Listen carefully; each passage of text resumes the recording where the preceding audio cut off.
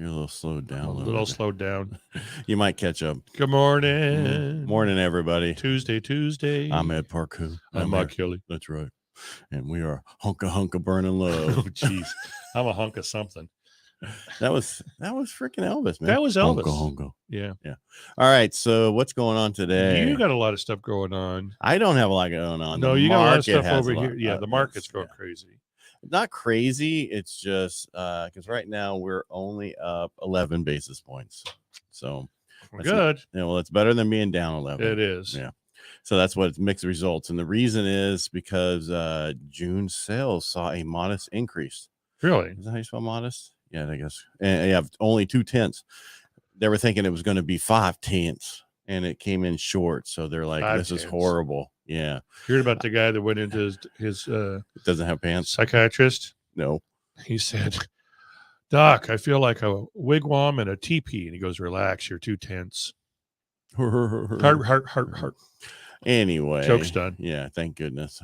All right. So what I'm thinking is the biggest problem with retail sales is so much is going out the door stolen. They can't really, even if it was really good, they're not really being able to show it, because when I actually worked for the military exchange system, I sold stuff to them from a company, and they were like, if we shut down our military, the actual PX, that you go in and you get your stuff. And if they sold no electronics at all, they would actually make a profit. They were losing like $3 million a year because people would steal that stuff. Even if you're on a military base, they were stealing that stuff. Really? Wow. Yeah. Nobody got shot? No. Oh, yeah. Must be the gun control. Must be something like that. Something like that. All right. So let's go over a couple things that I want to go over. Let's see. CoreLogic rent prices in May exhibited year-over-year growth of 3.4%. So what does that mean? More people have to, it's slightly lower than they expected of 3.7. But what I'm getting at is that is showing that people have to rent instead of buying, right? Or they're thinking they have to. They don't want that payment. They don't want this, when in reality, they're going to wish they did, because that rent's going to keep going up. It is. And that's 1 month.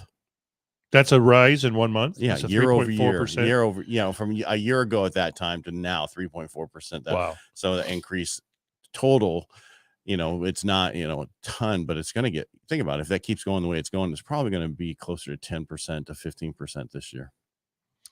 That's a lot to pay for rent when you could be paying a mortgage. Right. I know, but a lot of people are worried about where the rates are. I saw some articles that said that people are getting used to where we're at. Well, that's probably a good thing. They probably should get used to it. A lot of people, because it will eventually. If we ever actually go into a real recession, guess what rates will do? We'll get there in a second. I'll explain a few things. Here we go. Was I jumping the gun? You are. This is the CPI and shelter costs again. You're looking at 7.8% increase in shelter costs in the last CPI report. That's the Consumer Price Index. And remember, that's a lag. So basically, we're actually even probably 4.4% higher than that today. So that's some major numbers coming. If you look at the shelter weight in the CPI, it becomes evident that the shelter costs are overestimated by approximately 1.9. What it's getting at is the CPI report is great, but we're probably much better than they think we are on the CPI report. So they want to get it to 2%, and we're much closer to 2.89%. That's closer to 3 than 2. Shut up. But it's better than freaking where it was. Yeah. Right. So the core is where the shelter costs represent 21% of the overestimation is about 1%. So long story short, shelter costs are through the roof. Long story short, what I wanted to get at is, if you got something, go ahead. No, okay, got nothing. I'm just sitting on the edge of my seat here. I don't think you are, but nice try. I am. All right, so here we go.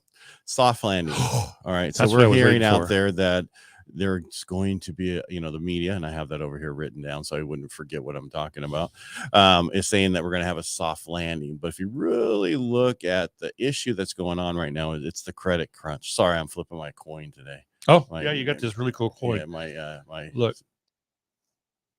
Wait. Oh, there it is. Yeah. Oh, yeah. Yeah. But the backside's better. Yeah, the backside's really cool. So credit crunch, and what that's happening is, that's John's 22. Thank you. We'll talk about it later. How important the credit crunch, right? And so when they looked at it, they looked at the overall applications for credit have declined year over year since October of 2020. And furthermore, if you look at so people applying for credit has dropped because they can't qualify for it. There's other issues. Prime America, we all heard that company. Well, they have a middle income financial security monitoring survey that they do. And in second quarter, 76 of the respondents are reducing non-essential purchases. Makes sense. 36 report increased credit card usage in the past year, up from 31%. I can see that. I know a lot of money on credit cards right now. Yep. 33% noted an increase in credit debt over the past year, up from 29%. 71 stated that their income continues to fall behind the cost of living. We got a problem coming. Yeah, we do. All right. It doesn't sound so soft. Now, 48% are reducing or pausing savings for future to compensate for the shortfall. Okay. So if you look at all these findings, it's basically suggests that consumer sentiment is weaker than what they're taking it in. And so that is a sign for recession. And this kind of scenario would help in curbing inflation and mortgage rates. And should I get into the industrial production capacity? You want to say that because you love saying that. I do. Industrial production and capacity utilization. There you go. In June, right, we saw a decline of 0.5%, which was worse than they expected, just a flat rating, which means 0.0, not any decline. So if you look at the decrease from 79.4%, 79.4, yeah, that's right, to 78.9, which indicate deflationary tendencies, meaning that factories, when they operate at full capacity, can charge higher prices for their goods. Really? Yes. That's all you got to do? Yeah, well, that's because there's a huge demand for it, right? Same problem right now with the real estate market. Yeah. Huge demand, lack of housing. But when it's the other way, that means they can't charge as much and they're not getting as much for their stuff. And so that is basically showing that we're not what's happening in the real estate market is not happening in the manufacturing department. Gotcha. You follow me? Yep, I do follow. So that's the issue. So we're seeing stuff that going forward, we're going to see a recession. I don't care what they say. Yeah. Whoever they are. Those damn media. They're damn people. I didn't put it on here, but I saw an increase in the median for nationwide was up this month. Oh, that gives them nothing to talk about. Well, no, that means house values, everything went up. No, yeah. I don't know. I mean, rates have improved a little bit, but not a ton, right? I mean, demand has stayed the same. Yeah. And a lot of people are using other alternatives than just mortgages. Yep. They will keep their stock portfolio and borrow against it and use that to pay for it, or they're selling stuff and paying cash. Right. People are still buying real estate. They're just doing it differently. So you need to stop worrying about where the rates are and everything else and just go ahead and bite the bullet, get into that house, and then refinance down later. I'm sure everybody's getting tired of us saying this. But what you need to really worry about is that if you wait till next year, it's going to be more expensive. Right. On the purchase price. Right. So, and again, it's going to depend on, we got a election next year, right? Yeah, I think so. So next year? Yeah, because we're starting, right? It's not this year, right? It's next year, or is it this year? Yeah. I can't remember. Another fake election. Well, the problem is if nothing changes, it's going to get worse. Oh, God, it's going to get bad. And I'm not trying to get political. It's just because people are really worried about what's going on. I mean, if you look at the economy, there's still 30% of people going, "Oh, this is amazing." But, I don't know where they work. Biggest idiots in the world.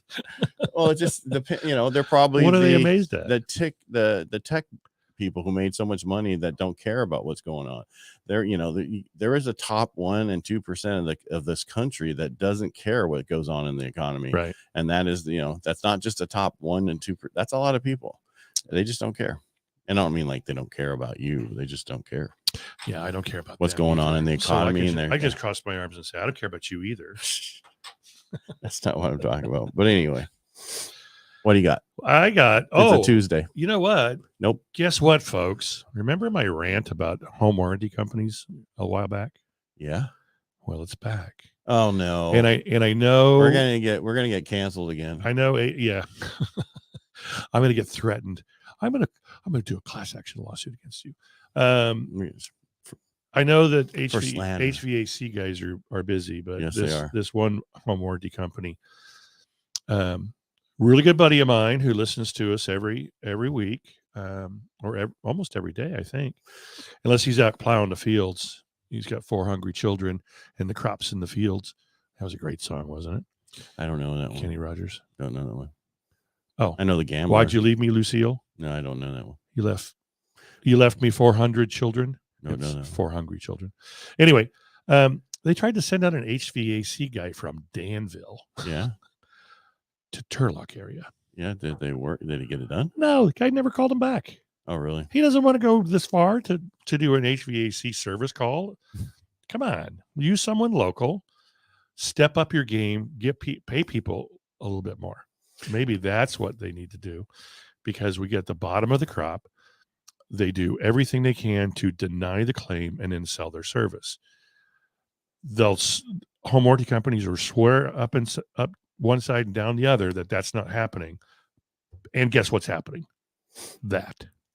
All right. Well, if there's a home warranty company who wants to come on and rebut, but yeah, Mike just said, I'd please do. Actually, love to have you on live. And then you can explain to people how they can do it better, or if there's a different way of getting it done, or how do they call in and make sure this happens.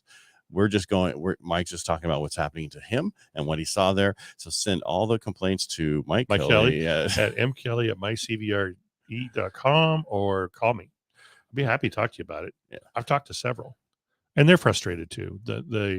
The sales reps are frustrated too. I bet they're seeing it in their pocketbooks, and they're open of new home warranties. A lot of agents I'm talking to are starting to say, you know what, buyers, let's just waive the home warranty and get yourself a savings account for stuff that may come up. So yeah, and that's too bad, because they were home warranties used to be the best thing in the world. And best thing I think the biggest problem is ever since the slowdown, people have done so much work, and all these people who would do the service for that are so busy doing other things, they don't want to come over and do the service for that. Right. Well, the good people, the people that have been in business for a long time, not just starting out. Right. The guys starting out, I'm sure they just get completely overwhelmed with the amount of calls and can't keep up. Right. Or they go, they just don't make enough money on the service call. Right. So they have to sell their service. Anyway, I want to get off this soapbox. Yep. All right. Well, thanks for ranting and raving today. And thanks for the few people who watched this. It's not so much a rant. It's frustrating. Well, it is so hot out there. And everything's failing. I've seen more and more air conditioning people all over the place. Yeah. That's why it's important in March, when we had the HVAC guy on the radio and they gave a $29.95 service to come out and check everything. You should have done that. Right. And you still can. Just reach out to Kevin Jordan Heating and Air. Yeah. Google him. Great guy. Because I don't have the phone number. He just came and did some stuff at my house, and he did stuff at a listing of mine. Really? Yeah. I whined a lot. Did you? Yeah. So what kind of wine? I had new central heat and air put in 3 years ago, and talked about should the house be zoned? Oh no, you won't need it. Well, now we're going to be paying for Kevin Jordan to zone the house, because the south side just gets too hot. Gets too hot or gets too cold. How big is your no house? Airflow. 2,800 square feet. You got 2 air conditioners, right? I got 1. There's your problem. No. Yep. You should have had 2. Should have been zoned to begin with. Should have had 2. No. One for each area. Don't want to buy 2. Too late now. Yep. I'm saying when you build a house that over 2,500 square feet, there should be 2 air conditioners. You know what's funny is I had like a 62% efficient HVAC system, split system. So heater in the house, condenser compressor outside like normal. And I went to about a 89 or 90% dual pack unit on the roof. The old unit, the house stayed cool every sinle room, never an issue. Well, the new unit, the airflow is so reduced, and I don't know if it's because of the size of ductwork that they used. Probably going back to that side of the room, because my roof is cut and stack, so it's not trussed, so it's a very little tiny area. They had this little crackhead that was, smoking cigarettes about every 5 minutes when he'd come out of the attic. He probably weighed about 104 pounds, soaking wet with 2 10-pound weights in his hand. And he's the one doing the crawling and connecting everything. I kind of think maybe a duct has come loose. Maybe, or they just didn't use the right size. Yeah. Because But anyway. that was the problem with ours when they replaced our air conditioning. Not only did they not level it, he didn't put in the right intake. They used the original one, which was too small for the new unit, and he replaced the ducting, but not the it was like, give me a break. Yeah. Dude, and people are just, and this was not during the summer. This was during like the winter. Yeah. So you can't complain. It was too hot up there. Yeah, exactly. Yeah, it was during the winter. And I found out all my registers were put on backwards. Well, there you go. Anyway, have a great day, folks. Attention to detail just wasn't their thing. Yeah. All right. Make it a great day. Thanks have awesome days. All right. Bye. Bye.